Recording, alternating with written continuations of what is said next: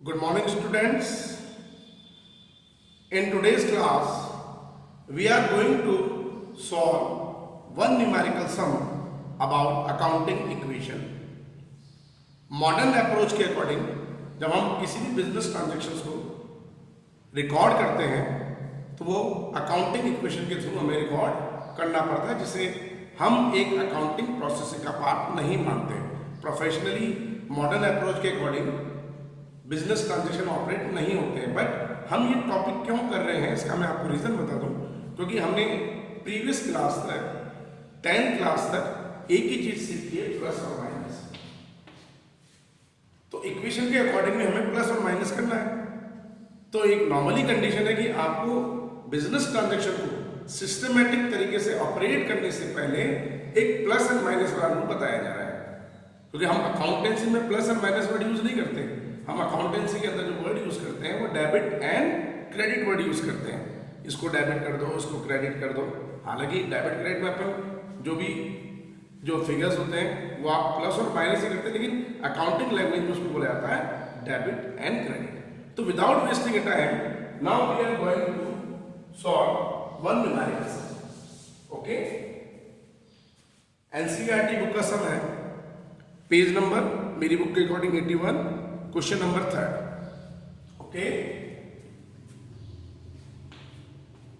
बस accounting equation में हम एक फॉर्मूला यूज कर रहे हैं, assets equals to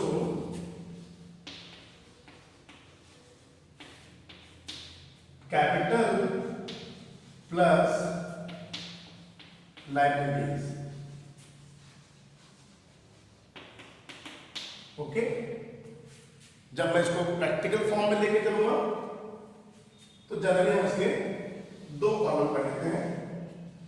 left hand side is asset and right side is capital and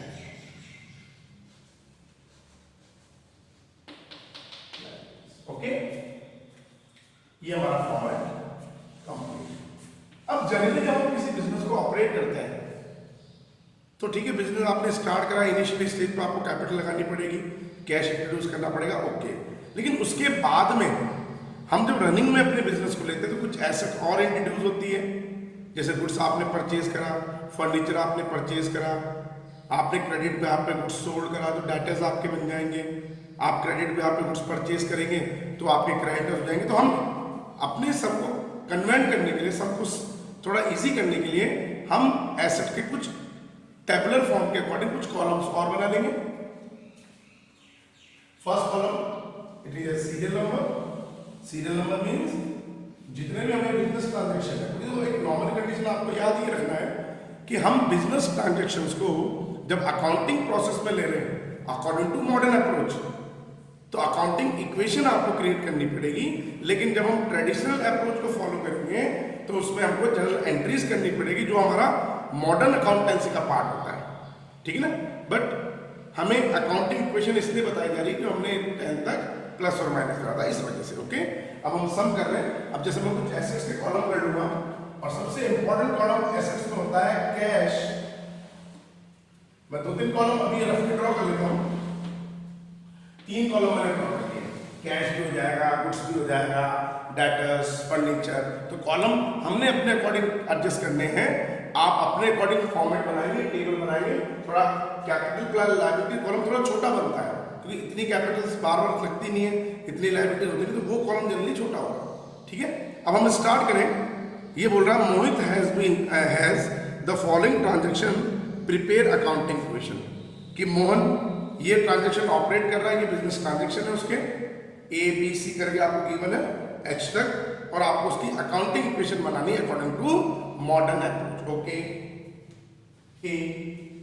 अब बुक के अकॉर्डिंग मैं चलूं तो बुक में हमें एक चीज है, हर ट्रांजेक्शन के बाद में एक नई इक्वेशन बनाई जा रही है। फिर उस नई इक्वेशन में नेक्स्ट ट्रांजेक्शन को एडजस्ट करा जा रहा है, फिर एक नई इक्वेशन बन रही है, फिर उसमें एक नेक्स्ट ट्रांजेक्शन को एडजस्ट करा, फिर एक नई इक्वेशन बन रही है। तो हमारा टाइम ज्यादा वेस्ट हो रहा है। तो हम इसके लिए क्या करके चलेंगे, पहले आपने सारे ट्रांजेक्शन को बिल्कुल clearly LHS equals to RHS, दोनों साइड आप वेरिफिकेशन करते रहेंगे कि हर इक्वेशन के बाद में मेरी दोनों साइड इक्वल आ रही कि नहीं आ रही है। देन उसके बाद में हम जब फाइनल सारे ट्रांजेक्शन को रिकॉर्ड कर लेंगे अकॉर्डिंग इक्वेशन में, तो हम एक फाइनल इक्वेशन बनाएंगे जिसमें LHS इक्वल्स टू RHS होगा, assets equals to capital plus liabilities. ठीक है, ये भी हम प्रैक्टिस हम करेंगे, उसमें आपको क्लियर हो जाएगा, इसमें कोई डाउट नहीं होना चाहिए। ठीक है, सबसे पहला पॉइंट, इनिशियली मोहित ने अपना बिजनेस स्टार्ट करा था, बिजनेस स्टार्टेड विद कैश। अब देखो इस समय केवल कैश है, कैश के अलावा कुछ गुड्स भी ला सकता है वो, कुछ एसेट्स भी हम आगे डिस्कस करेंगे। यहाँ पे केवल इनिशियली उसको कैश लगानी पड़ेगी। अब एक नॉर्मली इंक्रीज डिक्रीज, नॉर्मली बात है जब कोई भी बिजनेस स्टार्ट होता है, जब कैश इंट्रोड्यूस होता है किसी भी बिजनेस एंटरप्राइजेस में, तो हम कैश फॉर्म में इंट्रोड्यूस कर रहे हैं, तो ये हमारी पहली एसेट्स होगी ए के लिए, that is cash. Okay, cash. अब मैं इसको ए पॉइंट में लिख रहा हूं, कैश। कितना बिजनेस हो गया? 1,75,000। बट साथ में हमने एक चीज और देखी है, बिजनेस स्टार्टेड विद कैश। जब मैंने आपको डेफिनेशन बताई थी कैपिटल की, तो मैंने एक चीज बोली थी, एनी अमाउंट और goods which will be introduce to start any business known as a capital, वो कैपिटल होती है। नेचुरली बात है, जब कैश आ रहा फॉर्म में, तो फॉर्म के ऊपर एक लायबिलिटी भी तो क्रिएट हो गई है। हमारे पास में जो बिजनेस एंटरप्राइजेस है उस पर एक लायबिलिटी क्रिएट हो गई, that is known as capital. तो कैश एसेट्स के लिए बिजनेस स्टार्टेड में, एंड कैपिटल 1,75,000। ओके, इसको भी हम सब फॉर्म में लेते हैं 1,75,000। तो फर्स्ट इक्वेशन में जब हमने कोई बिजनेस स्टार्ट करा तो कैपिटल इंट्रोड्यूस हो रही है, दैट मींस बिजनेस एंटरप्राइजेस में कैश आ रहा है, एज ए करंट एसेट्स आप ट्रीट करेंगे। तो एसेट साइड में इसको आपने कैश कॉलम करके फर्स्ट इक्वेशन के अकॉर्डिंग हमने शो कर लिया। लेकिन इसके अगेंस्ट बिजनेस एंटरप्राइजेस में एक लायबिलिटीज भी क्रिएट हो रही है, that is known as capital. हमने कैपिटल कोई फॉर्म के ऊपर जो इंटरनल लायबिलिटी सबसे बड़ी मानी जाती है वो प्रोप्राइटर फंड होता है, जिसमें हम कैपिटल को लेते हैं। ओके, ये हमारा पहला पॉइंट हो गया। Point number 2, transaction number 2। एक लाइन जैसे हम सबको अच्छा दिखाने के लिए हमने हर एक ट्रांजेक्शन के बाद में न्यू इक्वेशन नहीं बनाई है, लेकिन हम अगले ट्रांजेक्शन जब रिकॉर्ड करेंगे तो स्पेस ले लेंगे एक लाइन का, ताकि सब अच्छा दिखे हमें। तो B point, B transaction, purchase goods from Rohit. Rohit से गुड्स परचेज करा, एक नेचुरली बात है, सर गुड्स परचेज करेंगे तो गुड्स हमारे लिए एसेट्स हो गई है। तो अब हमारे पास में सेकंड ट्रांजैक्शन में एक नई एसेट इंट्रोड्यूस हो गई है, that is known as goods. Okay, कि सेकंड ट्रांजैक्शन में हमारे पास गुड्स आ गया। अब मैं इसको शो कर लेता हूं, मोहित से हमने कितने गुड्स परचेज करे हैं, दैट इज 50,000। बट एक चीज है, जब मैं मोहित को पेमेंट नहीं कर रहा हूं, गुड्स परचेज फ्रॉम रोहित आपको बोला है, हमने उसको जब पेमेंट ही नहीं करा है, तो it is a creditors also. Mohit हमारे लिए एक लायबिलिटीज और बन गई है, करंट लायबिलिटीज की हमें मोहित को फ्यूचर में पेमेंट भी करना है, इट इज लायबिलिटीज। तो मैं इसको लायबिलिटी साइड में एज ए क्रेडिटर्स, मोहित हमारे पास, रोहित जो है ₹50,000। अब मैं इसका नाम भी शो कर देता हूं, दैट इज रोहित। ओके, तो फाइनली आप बाद में इसको पेमेंट करेंगे। अब मैं वही वेरिफिकेशन कर रहा हूं, सेकंड इक्वेशन के बाद में एलएचएस साइड कितनी होगी, 175 plus 50, 2,25,000 and it is also 2,25,000। LHS equals to RHS equal चल रहा है। सी पॉइंट, फिर एक लाइन का gap, C transaction, sales goods on credit to Manish costing, ये बहुत अच्छा ट्रांजैक्शन होता है, 17,500 रुपीज 20,000। 17,500 का जो गुड्स है हमने प्रॉफिट मार्जिन लेके मनीष को सोल्ड कराया 20,000 में। अब इस ट्रांजैक्शन में हमारे पास में तीन अमाउंट इफेक्ट कर रहे हैं, 17,500 cost price, 20,000 selling price and 2,500 profit. अब हम इन तीनों अमाउंट को अकाउंटिंग इक्वेशन में रिप्रेजेंट करेंगे कैसे। सबसे पहले बिल्कुल प्रैक्टिकल बात देखिए, सर हमने मनीष को 20,000 का गुड्स सोल्ड करा, लेकिन उसकी कॉस्टिंग कितनी की थी, 17,500। तो नेचुरली बात है, जब गुड्स मैंने परचेज करा तो गुड्स मेरे लिए आ रहा था पॉजिटिव, लेकिन इसी गुड्स को तो मैं सेल करूंगा, तो अब ये गुड्स जब मेरे पास आ जाएगा इट इज नेगेटिव, लेकिन किस पे? कॉस्ट प्राइस पे। तो 17,500 हमने माइनस कर दिया।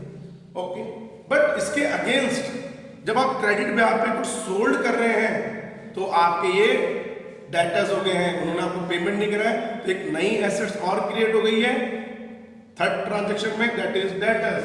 तो अब यहां पे मैंने जो कॉलम बना रखे हैं मैं इसमें लेता हूं डेटर्स, लेकिन डेटर्स मुझे कितने अमाउंट लेने हैं? ₹20,000 कि वो मुझे 20,000 पे करेगा जितनी सेलिंग प्राइस है। ओके, तो जब मैंने गुड्स सोल्ड करा, कॉस्ट प्राइस मैंने गुड्स में, सीधी सी बात है, गुड्स जब मैं सोल्ड करूंगा तो मेरे पास से गुड्स जाएगा, तो गुड्स मेरा नेगेटिव हो जाएगा, तो मैं माइनस कर रहा हूं। जब मैं गुड्स परचेस कर रहा हूं तो गुड्स मेरे पास आ रहा है, मैं प्लस कर रहा हूं, लेकिन किस प्राइस पे? सेलिंग प्राइस पे नहीं, कॉस्ट प्राइस पे। जब हम गुड्स सोल्ड करते हैं तो कॉस्ट प्राइस पे आपको गुड्स में से डिडक्ट करना है, लेकिन इसके अगेंस्ट आपको पैसा तो मिला नहीं है। अगर कैश मिल गया होता तो मैं डेबिट करता नहीं, ये कैश मैं यहाँ पे प्लस कर लेता कि ठीक है मेरे पास कैश आ रहा है, दैट मीन्स 20,000 मेरी कैश में इंक्रीज हो गया, मेरे जो कैश अवेलेबल था 20,000 इंक्रीज, लेकिन सेलिंग प्राइस में। बट अपन ने अमाउंट रिसीव ही नहीं कराया तो हमारे ये डेटर्स हो गए हैं ₹20। बट एक इंपॉर्टेंट चीज, 2,500 का हमारा प्रॉफिट भी तो है। अब ये 2,500 जो हमारा प्रॉफिट है ये हमारे कैपिटल पे इफेक्ट करेगा। मैंने लाइव क्लास में भी आपको एक चीज बताई है, ये बहुत इंपॉर्टेंट चीज ध्यान रखना है आपको। लाइव क्लास में मैंने आपको बिल्कुल बेसिक चीज बता दी थी इनकी, किसको डबल साइडेड है कि वन साइडेड है, कि कैपिटल में क्या क्या इफेक्ट करना है। जितने भी नॉमिनल नेचर अकाउंट्स होंगे, profit, loss, income, gain, expenses, वो एज अ वर्किंग कैपिटल हमारा कैपिटल पे भी इफेक्ट करेगा। प्रॉफिट हो रहा है, गेन हो रहा है तो प्लस कर लेना, इनकम हो रही तो प्लस कर लेना, कोई लॉस है, एक्सपेंसेस है, हम उसको माइनस करेंगे। तो यहाँ प्रॉफिट हो गया हमें, तो आप इसको कैपिटल में भी ऐड करेंगे। 2,500 जो हमारा प्रॉफिट था वो हमने ऐड कर लिया। ओके, ये बहुत इंपॉर्टेंट ट्रांजैक्शन रहेगा आपके लिए। Third point, next point D. Okay, क्या बोल रहा है डी में? ट्रांजैक्शन डी, जैसे डेट अकाउंटिंग इक्वेशन में डेट नहीं गिवन हो रही है, लेकिन हम जब इसको ट्रेडिशनल अप्रोच के अकॉर्डिंग करेंगे तो डेट गिवन होती है। D, purchase furniture for office use. आपने फर्नीचर परचेज करा ऑफिस यूज के लिए। यहाँ पे बड़ा एक बात ध्यान रखेंगे, हमें सप्लायर नेम नहीं गिवन है तो it is A cash transaction. जब भी आप कोई गुड्स सोल्ड करते हैं, परचेज करते हैं, कोई एसेट परचेज करेंगे, सेल करेंगे, अगर आपको सप्लायर कस्टमर नेम गिवन नहीं है तो it is always cash transaction, तो कैश में इफेक्ट पड़ेगा। अब एक चीज है, मैंने ऑफिस यूज के लिए फर्नीचर परचेज करा, ऑफिशियली है, ये ड्राइंग्स तो होगा नहीं, अपने पर्सनल यूज के लिए नहीं लिया है, तो it is A office use. अब एक नॉर्मली बात है, सर जब मैं फर्नीचर परचेज करूंगा तो नेचुरली जब मैंने पेमेंट कराया तो मेरे पास से पैसा जा रहा है, मेरे पास से कैश जा रहा है, तो ये कैश में मेरा नेगेटिव हो जाएगा। तो जब डी ट्रांजैक्शन में रिकॉर्ड करूंगा furniture purchase for office use 10,000, तो सबसे पहले मैं इसको कैश में से डिडक्ट करूंगा और नेगेटिव वैल्यू ब्रैकेट में आप शो कीजिए। लेकिन एक चीज और हुई, सर एक और नई एसेट्स आ गई हमारे पास, जो हमारे पास में फिक्स नेचर की है, tangible fix asset that is known as furniture. तो जो मैंने कॉलम बना रखे हैं, मैं इसमें एक और कॉलम ऐड कर लूंगा, दैट इज फर्नीचर। ठीक है, ₹10,000। ये हमारा वन साइडेड इफेक्ट है, जो मैंने आपको लाइव क्लास में बताया था। अगर कोई भी ट्रांजैक्शन अगर वन साइडेड इफेक्ट डालेगा एसेट्स या लायबिलिटी प्लस कैपिटल में, तो एक पॉजिटिव एक नेगेटिव, तो cash negative but assets positive, it is a one sided effect. और अगर डबल साइडेड इफेक्ट होगा तो दोनों में सिमिलर इफेक्ट करेगा। अगर एलएचएस साइड में एसेट्स में अगर वो प्लस हो रहा है तो हमारे पास आरएचएस साइड में कैपिटल प्लस लायबिलिटीज में भी वो प्लस होना चाहिए। अगर यहाँ माइनस हो रहा है एलएचएस में तो आरएचएस में भी माइनस। तो डबल साइडेड इफेक्ट अपने पास में सिमिलर होते हैं, प्लस प्लस माइनस माइनस। और वन साइड इफेक्ट, एक साइड है तो एक प्लस में, एक ट्रांजैक्शन में प्लस होगा और एक में माइनस होगा। ये लाइव क्लास में मैंने आपको एक्सप्लेन कर दिया था बेटा, इसलिए उसके बाद में मैंने ये समझाया। ठीक है, next point, E transaction, that is cash paid to Rohit in full settlement.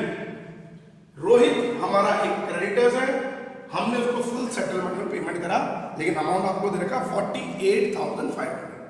50,000 हमें पेमेंट करना था, बट हमने जब उसको कैश पेमेंट करा 48,500, it is a discount received. मैंने आपको जब बेसिक अकाउंटिंग टर्म्स बताए थे तो कैश ट्रांजैक्शन में एक चीज बोली थी, discount allowed and discount received. तो हम जब पेमेंट करेंगे ये हमारा डिस्काउंट रिसीव है, अब आप इसको अभी एडजस्ट करेंगे। तो इस ट्रांजैक्शन में भी हमारे 3 अमाउंट इफेक्ट कर रहे हैं।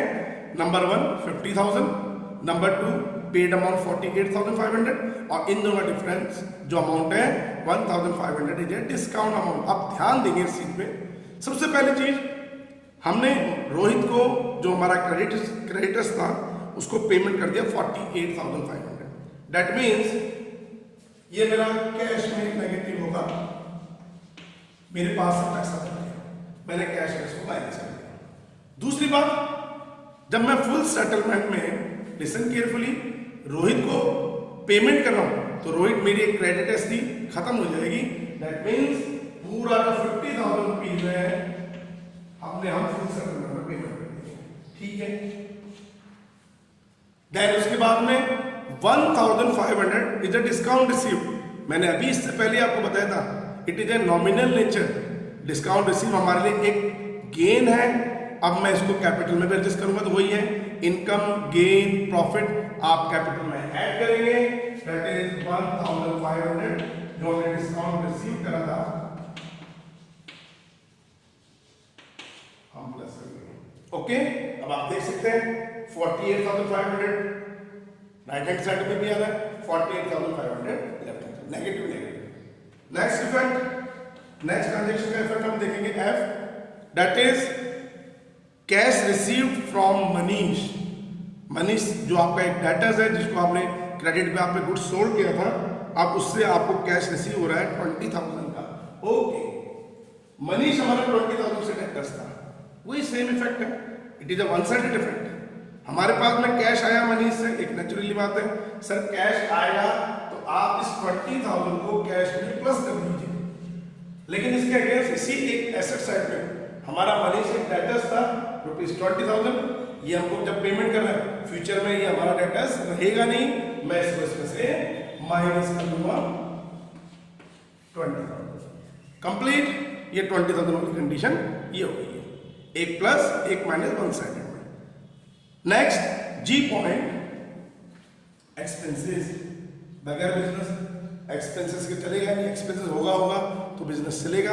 रेंट पेड, अब बेटा पेड करा है पैसा गया, रेंट रिसीव्ड पैसा आया। सबसे पहला इफेक्ट कैश में, क्योंकि मैक्सिमम ट्रांजेक्शन जो हमारे होते हैं वो कैश इफेक्टेड होते हैं, प्लस माइनस।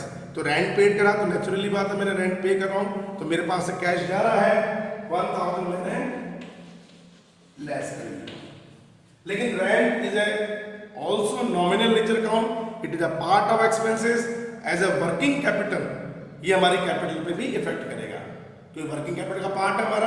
अब एक्सपेंसेस है तो हम इसको कैपिटल में क्या करेंगे, माइनस करेंगे। अभी मैंने बोला था इनकम, गेन, प्रॉफिट आपको प्लस करने हैं, एक्सपेंसेस लॉस हमें कैपिटल में से माइनस करने हैं। Okay, G point last and final. अब एच पॉइंट, फाइनली पॉइंट है cash withdraw for a personal use. हमने पर्सनल यूज के लिए पैसा निकालेंगे बिजनेस एंड एंटरप्राइजेस में से, मतलब कि कैश अवेलेबल से, जो हमारे पास कैश रखा हुआ उसी में से हम इसको विड्रॉ करेंगे। सिंपल सी बात है, जब कैश विड्रॉ हो रहा है फॉर ए पर्सनल यूज तो कैश में ये नेगेटिव है, कैश में जो अवेलेबल कैश आपका उसमें से इसको डिडक्ट कर दीजिए ₹3,000। लेकिन it is a also part of capital. Drawings है, ड्रॉइंग्स कैपिटल पे नेगेटिवली इफेक्ट डालती है क्योंकि उससे मेरी कैपिटल जो है कम हो जाती है। तो जैसे कैश में मैं डिडक्ट करूंगा तो कैपिटल में भी मैं इसको डिडक्ट कर दूंगा ₹3,000। इस सम के अकॉर्डिंग ए से लेके एस तक के जितने भी अपने ट्रांजेक्शन थे वो हमने कंप्लीट कर लिए हैं। अब उसके बाद में मैं जाऊंगा फाइनल इक्वेशन। सबसे पहले मैं ये देखूंगा कि मेरा जितने भी एसेट्स हैं जैसे cash, goods, debtors, furniture, final equation के बाद में मतलब फाइनल ट्रांजेक्शन के बाद में अब इसका बैलेंसिंग अमाउंट कितना आ रहा है और उसके बाद में कैपिटल एंड लायबिलिटीज को हम देख के चलेंगे। सबसे पहले हमने कैश को डिस्कस करा, ठीक है। 1,75,000 माइनस 10,000 माइनस 48,500 प्लस 20,000 माइनस 103 4,000 में अगर और लेस कर लेता हूं तो फाइनल इक्वेशन, फाइनल ट्रांजेक्शन के बाद में अब मेरे पास फाइनली जो कैश का जो बैलेंस है वो आ गया 1,32,500। ओके, गुड्स जो हम लेके चल रहे हैं 50,000 minus 17,500 that is 32,500। Okay, next that is 20 plus minus 0 and furniture is 10,000। Okay, अब एक बार लायबिलिटी साइड को भी देख लेते हैं। लायबिलिटी ये तो 0 हो गई and capital 1,75,000 plus 2,500 plus 1,500 minus 4,000 that is 1,75,000। ठीक है, अब हमने टोटल कर लिया एक तरीके से। जो हमारी राइट हैंड साइड है फाइनल इक्वेशन के बाद में आ रही है 1,75,000 और इसको टोटल कर लिया 1,32,500 plus 32,500 plus 10,000 that is also 1,75,000। और इक्वेशन में होता भी यही है, LHS इक्वल्स टू RHS। जो LHS है वो अपने इक्वल होनी चाहिए RHS। ठीक है, ये होता है अकाउंटिंग इक्वेशन। लेकिन मैंने अभी भी एक बात बोली फाइनली कि अकाउंटिंग इक्वेशन जो मॉडर्न अप्रोच का पार्ट है, जिसको हम अमेरिकन अप्रोच भी बोलते हैं एक तरीके से, ये प्रोफेशनली लाइफ में नहीं चलता है, केवल आपको 11 के लिए बताया जाएगा क्योंकि हमने 10 तक प्लस माइनस सीखा था इसलिए। तो अब इस सम को करने के बाद में आई होप आपको अकाउंटिंग इक्वेशन का एक सम समझ में आ गया। लेकिन इस सम को देखने से पहले जो लाइव क्लास में मैंने आपको थ्योरीज बताई थी अकाउंटिंग इक्वेशन की, वो आपको क्लियर करना जरूरी है कि क्यों प्लस हो रहा है, क्यों माइनस हो रहा है, सर क्यों ये पॉजिटिव है और क्यों ये हमारे पास में नेगेटिव है। तो आज की क्लास में अकाउंटिंग इक्वेशन के बारे में आपको इतना ही बताएंगे। नेक्स्ट वीडियो में हम एक नया सम लेंगे। Thank you.